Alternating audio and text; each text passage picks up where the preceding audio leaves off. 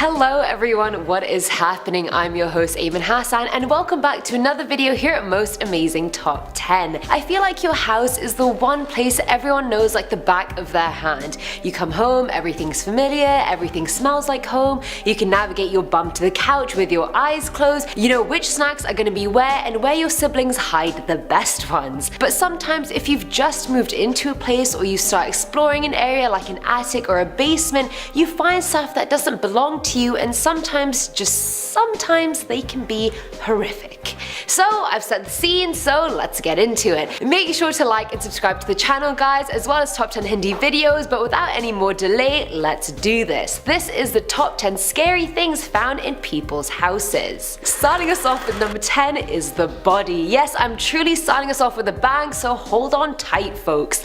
This story comes from Redditor Everso, who said that he visited his grandparents' 1,000-acre farm a while ago and he went to a location where his great-great-grandparents' house used to be. The house was no longer there, but the garage was. Now the door was rusted shut, but he decided to look through a hole in the door and saw a car with a stamp on it that read Mer. The user assumed it was a Mercedes parked in there and told his dad, to which his dad was like, no way, it's probably a Mercury. But his dad did tell one of the renters in that area about the car. The renter ended up going to the garage with the sheriff and found a teenager frozen to death in the driver's seat. According to the sheriff, the kid had run away from home in the late winter and had nowhere to go, so he found the garage and parked his car in there to hide away. Covered in blankets, he still froze to death. They speculated whether the door got stuck and the teen was unable to escape and hence he froze to death, or that he just froze to death and the door was able to open and close. Either way, imagine finding a corpse in your garage.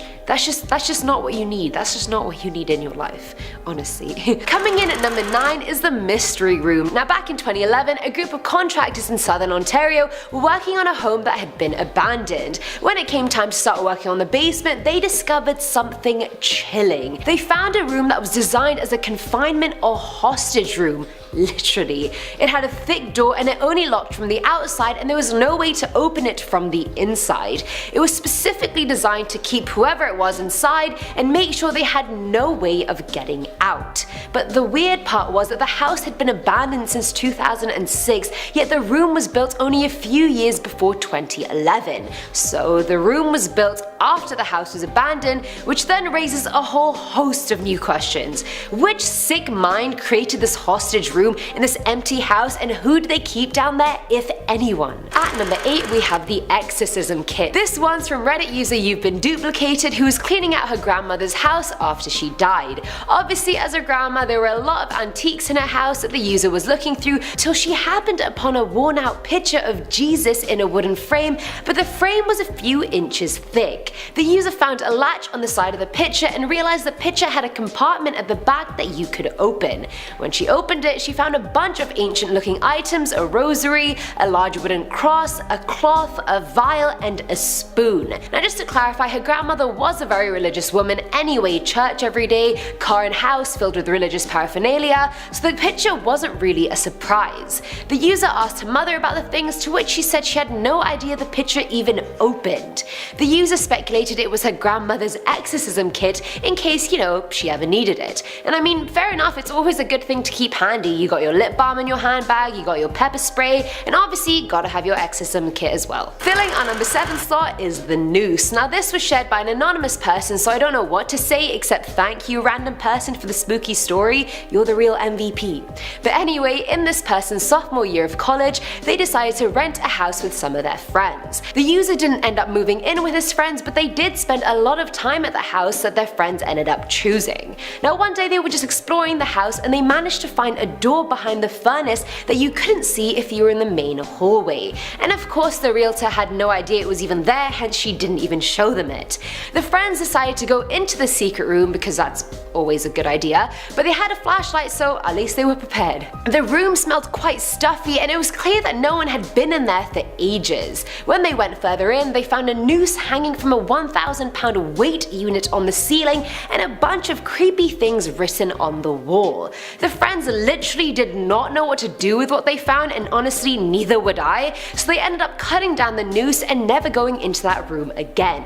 good decision. Now at number 6 are the rooms. Now this one's from Redditor Johnny_Lube, who said that he moved into a place where the previous tenant had been living there for 90 years before his death. That's a whole life basically. But because of that, there was a lot of stuff left in this apartment. There were even casks of Prohibition whiskey. After they moved in, they decided to explore the attic, which had no electricity, so it was dark and it was cold. One room up there seemed to be a sex den, or what they later coined as the rape room.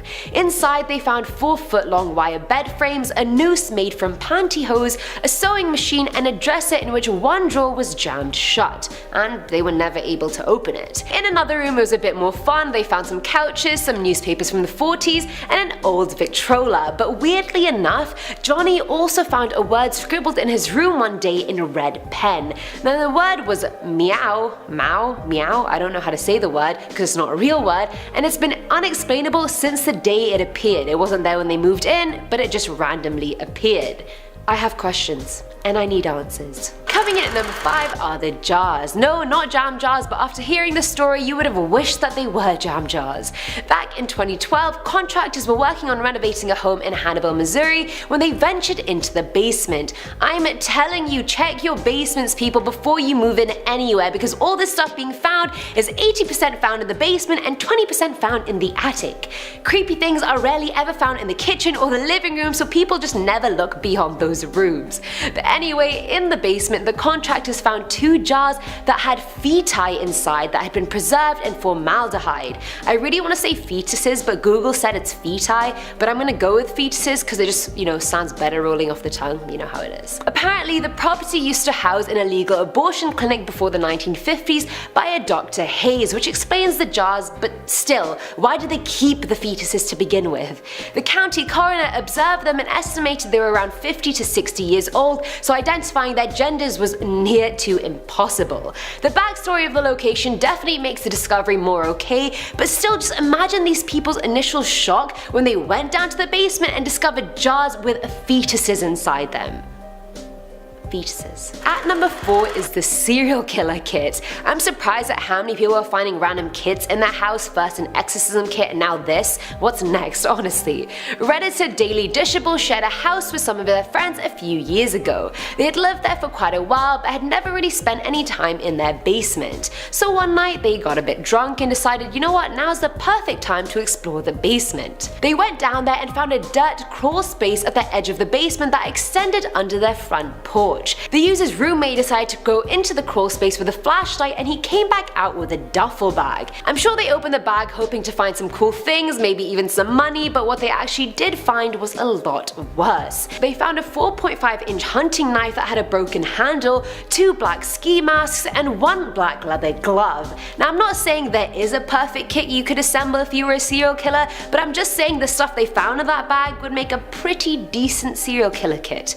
Why else would those assortment of items be together to begin with? The friends called the police and asked if any detectives were interested in the bag, to which they were surprised to find none were. So they got rid of everything, but they kept the knife. A bit sus, but okay. Filling our number 3 slot are the devil worshippers. This one's from MJ user Bushi992, who had moved into a new house and had high hopes, as we all do when we move into a new house. Initially everything was fine, the house was big, it was spacious, it had natural light from the windows, it was a pretty good investment. But when he went into the basement, that all changed. He went inside the basement to find it was full of remnants of satanic rituals. I'm talking a devil's eye, a summoning circle, a message that said "within me the devil burns," and a bunch of other disturbing symbols that he couldn't figure out. He was in shock, as any normal person would be. So much for prime real estate. Now at number 2 are the sharks. Now this story isn't one about the owner themselves finding something in their house, but someone did find something in a house, so I thought it still fit the video. In 2017, the Department of Environmental Conservation officers in New York had a search warrant for a home in LaGrangeville. They were investigating a report that the house in question was harboring illegal wildlife, and they weren't wrong. When they went into the house, they found a 15-foot above ground pool in the person's basement that had inside of it 7 sandbar sharks, as well as a dead hammerhead and 2 dead leopard sharks. SPCA Officer Kimberly told CBS 2 she's investigated 4,000 cases in the past and she's never found sharks in anyone's house before. They guessed the owner was breeding them for sale, which is illegal since sand tiger sharks are a federally protected species and you can't actually own them on the East Coast unless you have a special permit, which this dude obviously didn't have. This is super weird, I know, but how did the guy even afford the upkeep of a 15-foot pool and 10 sharks at some point? I mean, it blows my mind. And finally, at number 1 is the hand. Now, Ernesto Lopez and his sister were cleaning out their grandparents' house in Florida and they found a really weird box in their attic. The rectangular wooden container they found contained a sepia wedding photograph, an old map, some ancient looking coins, and finally, a mummified skeletal hand. Yeah, don't worry, I was also like, what the hell? Let's go through each item. Now, the photo was most likely Ernesto's great-grandparents. The coins and maps he thought were from Jose Gaspar, who was a Spanish pirate that gave his lore to the Lopez family, and well, no one knows anything about the hand, whose it is, why it is, where it came from, absolutely nothing. He even took the items to the Tampa Bay History Center, and the curator there was also just clueless. He said the coins were too thin to be pirate loot, but the maps were from the 20s or 30s, and he just didn't know what to make of the hand, and honestly, neither do I. And that's all for today's video, guys. I hope you enjoyed hearing all about the creepy stuff people have found in their houses, and you're probably feeling really lucky sitting behind the screen that you never had to find any of these things.